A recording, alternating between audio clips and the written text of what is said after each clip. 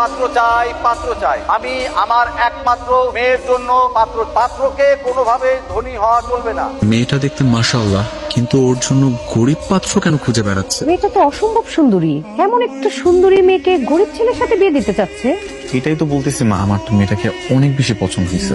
ভালো কথা, তাহলে দেরি করছিস কেন?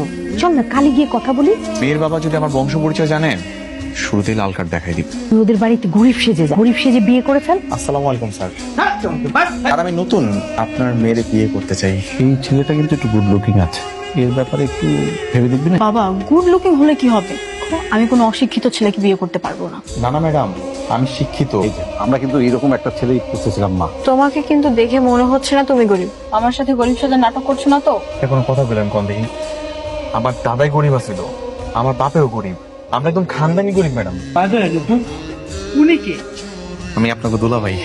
নূপুর, এই গেয়ে বুটটা তোর জামাই? না, এখনো জামাই হই নাই, ট্রায়ালে আছি। ওয়াজম এই যে মিস্টার, আপনাকে নিচে এসে দাঁড়াতে বলেছিলাম, এদিকে কেন এসেছেন?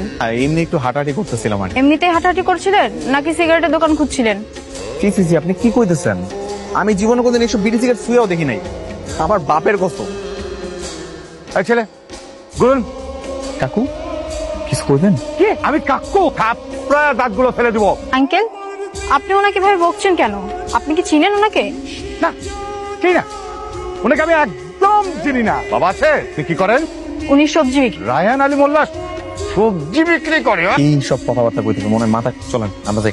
সত্যি করে বল, তুই বাবাকে কেন কাকু ডাকি বল। ও বাবা, আর হয়েছে কি, আমাদের রাতুল না একটা মেয়েকে পছন্দ করে। তা পছন্দ করলে বাবাকে কাকু বলে ডাকতে হবে কেন?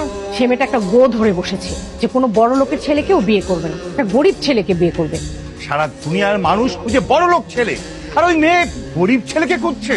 আর আমার ওই কোকার ছেলেটা গরিব সেজে ওই মেয়ের জন্য রাস্তায় রাস্তায় ঘুরে বেড়াচ্ছে, বাবাকে কাকু বলে ডাকছে। বাবা, আমি তো সারা জীবন এগুলো করবো না, এই দুটো দিনের ব্যাপার আর কি। দু চারটা দিন একটু চেষ্টা করে মেয়েটা পটে গেলি তো হয়ে গেল না।